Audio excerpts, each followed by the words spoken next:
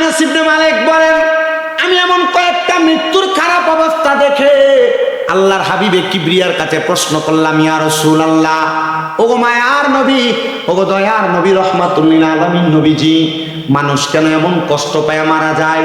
নবী আমার এই প্রশ্ন করার সাথে সাথে নবীজির চোখ মোবারক গুলা বেয়ে বেয়ে টপ টপ টপ টপ করে পানি পড়তেছে। আমি আল্লাহর হাবিবকে আবার প্রশ্ন করলাম, ইয়া রাসূলুল্লাহ, মানুষ কেন এমন কষ্ট পেয়ে মারা যায়, এমন জঘন্যভাবে বিশ্রীভাবে মারা যায়, আপনার কাছে জানতে চাই। নবী আমার বলে, কেন এমন কষ্ট পেয়ে মারা যায়? আজরাইলের ভয়ঙ্কর চেহারা নীল চক্ষু নিয়া যখন ওই বান্দার সামনে দাঁড়ায় যায়, তখন বান্দা আজরাইলের ভয়ঙ্কর চেহারা দেখে ভয়ে বিছানার মধ্যে প্রস্রাব পায়খানা করে দেয়। এ বান্দা ভয়ে আজরাইলের চেহারা দেখে বিছানার মধ্যে প্রস্রাব পায়খানা করে দেয়। 2 নাম্বার, আজরাইল যখন তার রূহটা কবজ করার জন্য তার বুকের মধ্যে থাবাটা দিয়া দেয়, তখন ওই বান্দা মুখ দিয়া বলতে চায়, আর একটু আমারে সময় দাও। তখন বান্দার 2 জিহ্বাটা 2 চোয়ালের মাঝখানে কামড় পড়ে যায়। বান্দা চোখ দিয়ে ইশারা দিয়ে বোঝানোর চেষ্টা করে, তখন বান্দার চোখটা উল্টে যায়।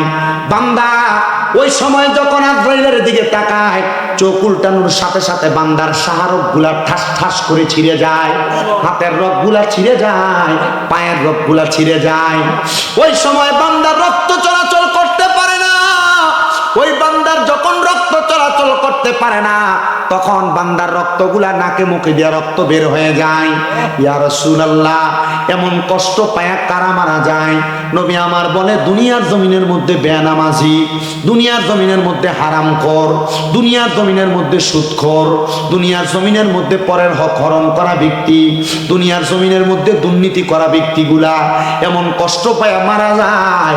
এবার আপনারা বলেন, এমন কষ্টের মরণকে আমরা সবাই চাই নাকি? নবী আমার বলে, শুধু এই লাঞ্ছনা না, আমি কিন্তু আপনাদের কাছে রাসূলের অনেকগুলা হাদিসের খন্ড খন্ড অংশ থেকে কথাগুলা বলছি বাবাজিরা। গত জুমার আগের জুমা আমি বয়ানগুলা রাসূলের হাদিস থেকে নোট করেছিলাম। নবী আমার বলতেছে, যখন কোন এমন বদকার বান্দা মারা যায়, মারা যাওয়ার সময় ওই বান্দার রূহ যখন আজরাইল তার বুক থেকে টান দিয়ে হরণ করে নিয়ে যায়, তখন বান্দার সামনে আজরাইল ছাড়া আরো 2টা ফেরেশতা চলে আসে। কয়টা? 2টা ফেরেশতা চলে আসে। ওই 2টা ফেরেশতার চক্ষু হলো নীল রঙের। কি রং? যে ইবাদতের কথা আল্লাহ তাআলা কোরআনুল কারীমে বলেন, ওয়া মিনাল লাইলি ফাতাহাজ্জাত বিহি নাফিলাতাল লাকা আসা আইয়া বাসাকা রাব্বুকা মাকামাম মাহমুদা। আল্লাহ তাআলা নবীজিকে বলেছেন, আপনি রাতের কিছু অংশ তাহাজ্জুদের নামাজ আদায় করেন, আপনাকে অতি সত্বর মাকামে মাহমুদ প্রশংসার দরজা দান করা হবে। এই আয়াত যখন আমার নবীজির উপর নাযিল হয়েছে, নবীজি কেমন করে জানি কান্না করেন। আম্মা জান আয়েশা সিদ্দিকা বলেন, আল্লাহর হাবিবকে দেখলাম ওই দিন সিজদাকে অনেক লম্বা করেছেন, নবীজি সিজদা থেকে মাথা মুবারক উঠাচ্ছেন না। সিজদা থেকে মাথা উঠানোর পরে আম্মা জান আয়েশা সিদ্দিকা রাদিয়াল্লাহু তাআলা আনহা আল্লাহর হাবিবকে বলেন, ইয়া রাসূলুল্লাহ, আপনি কেন এমন ভাবে কান্না করতেছেন? আপনার কান্না করার কারণ জানতে চাই। আম্মা জান আয়েশা সিদ্দিকা বলেন, এই মুহূর্তে আল্লাহ তাআলা আমি নবীর উপর একটা আয়াত নাযিল করেছেন, এই আয়াতের জন্য কান্না করি না, আমি আমার উম্মতের জন্য কান্না করি। ইয়া রাসূলুল্লাহ, আয়াত নাযিল হওয়া এটা আল্লাহ তাআলার ওহী, এটা যেই ব্যক্তি পায় সেই ব্যক্তি নবুয়তের দায়িত্ব পালন করে, কিন্তু আপনি কেন ওহীটা পাওয়ার পর কান্না করেন? আল্লাহর হাবিব বলে, আয়েশা, আমি নবী কান্না করার কারণ হইল, আমাকে আল্লাহ তাআলা বলেছেন, আমি যদি তাহাজ্জুদের নামাজ আদায় করে রাতের কিছু অংশে, মানে শেষ কিছু অংশে, আল্লাহ তাআলা আমি নবীকে প্রশংসার দরজা মাকামে মাহমুদ দান করবে। কিন্তু আমি আমার আল্লাহর কাছে কান্না করলাম, আল্লাহ, আমি নবী দুনিয়ার জমিনের মধ্যে থাকবো না, রওজা মুবারকের মধ্যে চলে যাব, কিন্তু আমার উম্মতেরা আমি নবীকে বড় ভালোবাসবে, বড় মোহাব্বত করবে, এরা আবেগওয়ালা হবে। হাদিস শরীফে দেখলাম হাসাইসুল কুবরা 133 নম্বর পৃষ্ঠার মধ্যে হাদিস শরীফটা বড় সুন্দর করে দেওয়া। 4 জন বর্ণনাকারী একসাথে হাদিস বর্ণনা করেছেন। ওই উম্মত হবে সূর্য দেখে দেখে তারা নামাজের সময় নির্ধারণ করবে। কি দেখে? সূর্য দেখে দেখে তারা নামাজের সময় নির্ধারণ করবে। ওই উম্মত এমন হবে রসুলকে দেখার জন্য তারা বড় আবেগাপ্লুত হয়ে থাকবে। ওই উম্মতের আরেকটা খাসিয়ত হলো ওই উম্মত অল্পতে সন্তুষ্টি হয়ে যাবে। ওই উম্মতের আরেকটা খাসিয়ত হলো ওই উম্মত যখন ইবাদত করবে দুনিয়ার কোন সম্পদকে লোভ করে করবে না, জান্নাত পাওয়ার জন্য করবে। সুবহানাল্লাহ। কলব লতিফে কলবটা একবারে ধ্বংস হয়ে গেছে, কিন্তু আমরা এই লতিফে কলবটাকে এখনো জিন্দা বানাইতে পারি না। আমরা দুনিয়ার সমাজে চলাফেরা করা অবস্থায় যা কিছু করি না কেন, কিন্তু আমরা আল্লাহ তাআলার ভয়টা আমাদের অন্তরে ধারণ করি না। এই জন্য এই জান্নাতের বাগান, আল্লাহ তাআলার প্রশংসা করার জান্নাতের বাগান, এই জান্নাতের বাগান আল্লাহ তাআলার প্যারা হাবিব মুহাম্মদুর রাসূলুল্লাহ সাল্লাল্লাহু আলাইহি ওয়াসাল্লামের প্রশংসার জান্নাতের বাগান। যেহেতু আমরা এই জান্নাতের বাগান মাহফিলের মধ্যে বসে গেলাম, আমরা সবাই আল্লাহ তাআলার অধিক পরিমাণ প্রশংসা করব, অধিক পরিমাণ শুকরিয়া আদায় করব। হাদিস শরীফ যাচাই করে 6টা হাদিস শরীফের মধ্যে আমি দেখলাম আল্লাহ তাআলার প্রশংসা করার কারণে আমার আল্লাহ তাআলা বান্দাকে দুনিয়া এবং আখিরাতে 10টা পুরস্কার প্রদান করে। সাহাবায়ে কেরাম বলেন, ইয়া রাসূলুল্লাহ, ইয়া হাবিবাল্লাহ, আপনার কাছে আমরা জানতে চাই আল্লাহ তাআলার শুকরিয়া আদায় করার কারণে আমার আল্লাহ তাআলা বান্দাকে কোন 10টা পুরস্কার প্রদান করে। হে আমার নবীপুরের মানুষ, গভীর মনোযোগ দিয়ে আলোচনা শ্রবণ করার চেষ্টা করবেন। আপনাদের এলাকার মধ্যে কোনো মানুষ যখন হার্ট অ্যাটাক করে, স্ট্রোক করে, মানুষটাকে ভালো একটা চিকিৎসার জন্য ঢাকা লেভেট হসপিটালে নিয়ে যাওয়া হয়। সর্বনিম্ন 65,000 টাকা, সর্বোচ্চ 1,25,000 টাকা একদিনের জন্য 24 ঘন্টার আইসিইউর বিল আসে। কথা কোন ঠিক কিনা?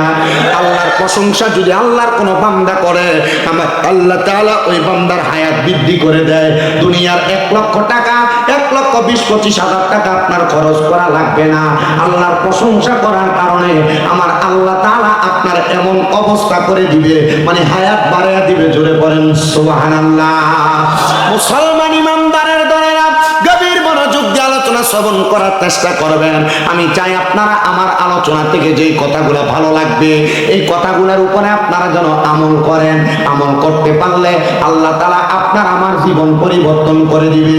এবার আপনারা বলেন, আমরা আমাদের জীবন পরিবর্তন করে আমাদের জীবনটাকে জান্নাতি জীবন বানানোর দরকার আছে না না? থাক থাক থাক, শোনো, দাঁড়ায় শোনো। থাক না, ঠিক আছে, আপনারা দাঁড়ায় শোনেন। বিষয়টা হইলো আমার মাহফিলের একটা অভ্যাস, কেউ দাঁড়ায় থাকলে বসতে কই না, বসতে থাকলে দাঁড়াইতে কই না। এটার কাহিনী হইলো, অনেক ভাইরা আছেন কষ্ট করে যাওয়ার পথে মাহফিল ভালো লাগলে একটু দেখার জন্য চলে আসেন, তো ভালো লাগলে তারা দাঁড়ায় দাঁড়ায় বয়ান শোনে। এই জন্য যদি আবার বসতে কয়, যদি চলে যায়, এজন্য বসতেও বলি না, যার যেভাবে সুবিধা হয় এভাবে বয়ান শুনে। ঠিক আছে না? যার যেভাবে ভালো লাগে। ঠিক আপনাদের যতক্ষণ ভালো লাগবে আমি আমার বয়ানটা ততক্ষণ পর্যন্ত করব। আমি খুব কষ্ট করে আসছি। আমি গতকালকে রাত্রে 1:20-এ সিরাজগঞ্জ থেকে রওনা দিছি। আমি কুমিল্লা আইসা পোষাইতে প্রায় সকাল 7:30 বাজছে। ভালো মতো ঘুম ক্লিয়ার হয় নাই, তবুও চেষ্টা করেছি আপনাদের এখানে এসে যদি ঘুমাইতে পারি। তো না, পাশেই তো ওই রুম রাখছে, তো মাইকের আওয়াজ পুরাটা কানে যায়, আরাম করা যায় নাই। তবু আমি এসেছি আপনাদেরকে 2-1টা কথা শোনানোর জন্য। আমি এখানে যে বসছি, আমি যে কথাগুলো আপনাদের কাছে বলবো, আমার যে কথাটা আপনার ভালো লাগবে এই কথাটার উপর আপনি আমল করবেন। যে কথাটা ভালো লাগবে না, যদি দুনিয়ার জমিনের মধ্যে তাহাজ্জুদের নামাজ আদায় করে, আল্লাহর কাছে কোনো দোয়া করে, আল্লাহ তাআলা তার সব দোয়া কবুল করে নেবে। ইয়া রাসূলুল্লাহ, উম্মত কি দোয়া করবে, এদের কি দোয়া কবুল করা হবে? এখানে আপনারা অনেকে আছেন যুবক ভাইরা, অনেকে আছেন বিদেশ যাওয়ার চেষ্টা করেন, যাইতে পারেন না। আমি বলবো 5 ওয়াক্ত নামাজের পাশাপাশি তাহাজ্জুদের নামাজ পড়েন। অনেকে ব্যবসা করেন, বরকত হয় না, বলবো 5 ওয়াক্ত নামাজের পাশাপাশি তাহাজ্জুদের নামাজ আদায় করেন। পর্দার অন্তরালে অনেক মা বোনেরা বয়ান শ্রবণ করতেছেন, আপনাদের গর্ভে সন্তান আসেন না, এখানে ওখানে দৌড়াদৌড়ি না কই না, বন্ড সন্ড কবিরাজের কাছে না যাইয়া তাবিজ তোমার নাই না, আপনাদের কাছে আবদার হইল সালাতুত তাহাজ্জুদের নামাজ আদায় করেন। বলো হুজুর কেমনে? এক কবিরাজের এক ঘটনা আমি আমার ওস্তাদের কাছে শুই না, আমার মাথাটা বড় অবাক হয়ে গেছে। হুজুর আমারে বলতেছে এক কবিরাজের একটা ঘটনা শোনা। আমি কইলাম হুজুর কি? কয় কবিরাজের কাছে এলাকার একজন মানুষ গেছে, তার বউ তার কথা শোনে না, এক কবিরাজের কাছে গেছে তাবিজ আনবার লাগা। এ বাড়িতে যায় দেখে কবিরাজ দেখ মাছ দাসে। কবিরাজের কাছে গেছে কেন? বউ কথা শোনে না, তাবিজ আনবার লাগা। বাড়ির যে কবিরের দেখ মাছ আছে।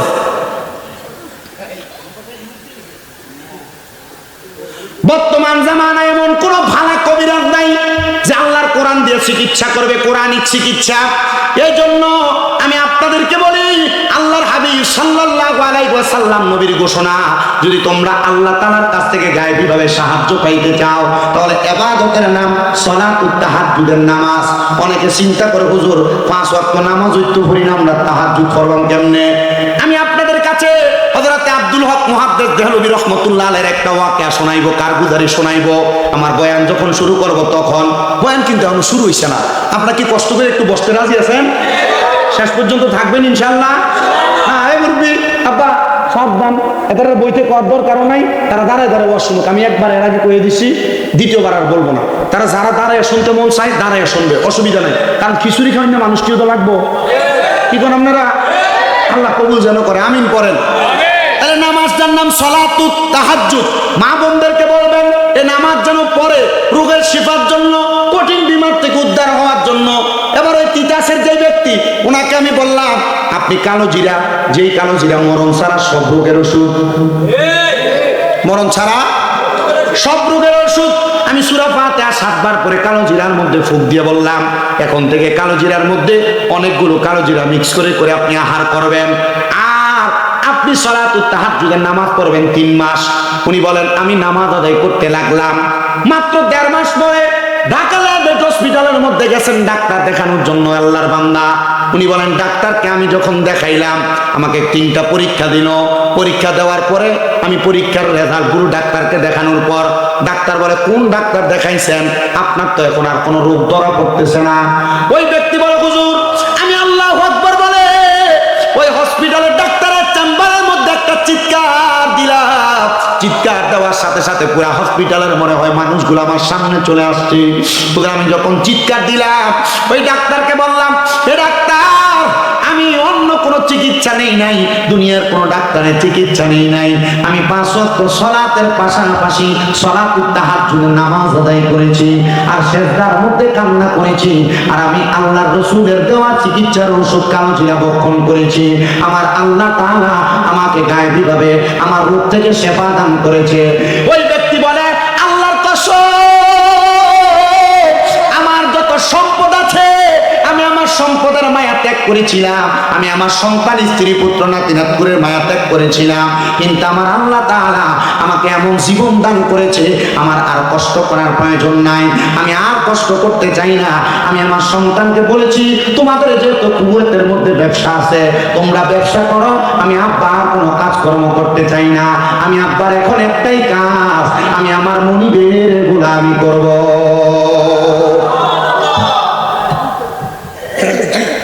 তাহলে আল্লাহ তাআলার যারা প্রশংসা করে, ওই প্রশংসাকারী বান্দা কঠিন কোন বিপদে থাকলে বিপদ থেকে উদ্ধার করে একজন, কঠিন কোন রোগ থাকলে রোগ থেকে শিফা দান করে একজন। 10টা নিয়ামত বললাম, 3টা নিয়ামতের কথা। হায়াত বৃদ্ধি করেন, মুসিবত থেকে উদ্ধার করেন, রোগ মুক্তি করেন। 4 নাম্বার, ওই বান্দার যদি কামাই রুজি না থাকে, আল্লাহ তাআলা রিজিকের মধ্যে বরকত দান করে। কিসে দেয়? নামাজ, ইবাদতের কারণে রিজিকে বরকত দান করেন, আল্লাহর প্রশংসা করার কারণে রিজিকে বরকত দান করে। অনেক বেটারা, অনেক মহিলারা, এদের কামাই না, এরা আফসোস আফসোস করে, এরা বুঝে না। যদি বুঝতো, এরা এই আফসোস আফসোস না করে সেজদার ভিতরে লুটিয়ে পড়তো।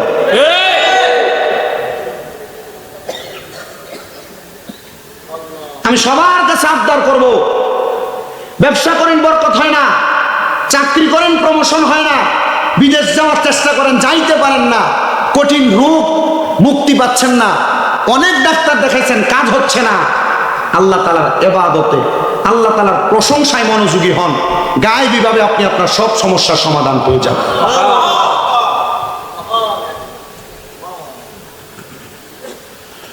ধৈর্য নিয়ে বসবেন মুসলমান। আল্লাহ তাআলা রিজিকের ফয়সালা করেন, আল্লাহ তাআলার প্রশংসা করার কারণে এবার আসেন আল্লাহ তাআলা আর কি প্রদান করেন। যেহেতু নিয়ামত দিবেন আল্লাহ তাআলা 10টা, বলে কম 10টা নিয়ামত প্রদান করবেন। 5 নম্বর নিয়ামতটা বড় মর্যাদাবান নিয়ামত, 5 নম্বর নিয়ামতটা বড় সম্মানিত নিয়ামত। ওই নিয়ামতটা হইল আল্লাহর ওই বান্দাটাকে আমার আল্লাহ তাআলা দুনিয়ার জমিনের মধ্যে থেকে যখন ইন্তেকাল করাবেন, মৃত্যু দিবেন, ওই মৃত্যুটা ঈমানের সাথে মৃত্যু দান করবেন। জবান বন্ধ নাই, জোরে করেন সুবহানাল্লাহ। কিসের সাথে মৃত্যু দিবেন? জোরে বলেন না, কিসের সাথে মৃত্যু দিবেন? মুসলমান ইমানদারেরা গভীর মনোযোগ দিবেন। এই নবীপুর এলাকার অনেক মানুষ মারা যায়, অনেক মানুষ মারা যাওয়ার সময় বিছানার মধ্যে প্রস্রাব পায়খানা করে দেয়, মারা যাওয়ার সময় জিহ্বার মধ্যে কামড় দিয়ে মারা যায়, মারা যাওয়ার সময় নাকি দিয়ে মুখে দিয়ে রক্ত বের হয়, মারা যাওয়ার সময় চোখ উল্টে দেয়, মারা যাওয়ার সময় সুন্দর চেহারা কালো হয়ে যায়। কেন এমন জানেন? আনাস ইবনে মালিক রাদিয়াল্লাহু তাআলা আনহু নবীর প্রখ্যাত একজন সাহাবী, যিনার উপাধি হইল খাদেমুর রাসূল। উনি বলেন নবীজি মাঝে মাঝে মায়া করে আমি আনাসে ইয়া বুনাইয়া আমার ছেলে বলে ডাকতেন, আমি আনাস নবীকে বাবা বলে ডাকতাম। আনাস ইবনে মালিক বলেন আমি এমন কয়েকটা মৃত্যুর খারাপ অবস্থা দেখে আল্লাহর হাবিবে কিবরিয়ার কাছে প্রশ্ন করলাম, ইয়া রাসূলুল্লাহ, ওগো মায়ার নবী, ওগো দয়ার নবী, রাহমাতুল লিল আলামিন নবীজি, মানুষ কেন এমন কষ্ট পায় মারা যায়? নবী আমার এই প্রশ্ন করার সাথে সাথে নবীজির চোখ মোবারক গুলা বেয়ে বেয়ে টপ টপ টপ টপ করে পানি পড়তেছে। আমি আল্লাহর হাবিবকে আবার প্রশ্ন করলাম, ইয়া রাসূলুল্লাহ, মানুষ কেন এমন কষ্ট পেয়ে মারা যায়, এমন জঘন্যভাবে বিশ্রীভাবে মারা যায়, আপনার কাছে জানতে চাই। নবী আমার বলে কেন এমন কষ্ট পেয়ে মারা যায়? আজরাইলের ভয়ঙ্কর চেহারা নীল চক্ষু নিয়া যখন ওই বান্দার সামনে দাঁড়ায় যায়, তখন বান্দা আজরাইলের ভয়ঙ্কর চেহারা দেখে ভয়ে বিছানার মধ্যে প্রস্রাব পায়খানা করে দেয়। এ বান্দা ভয়ে আজরাইলের চেহারা দেখে বিছানার মধ্যে প্রস্রাব পায়খানা করে দেয়।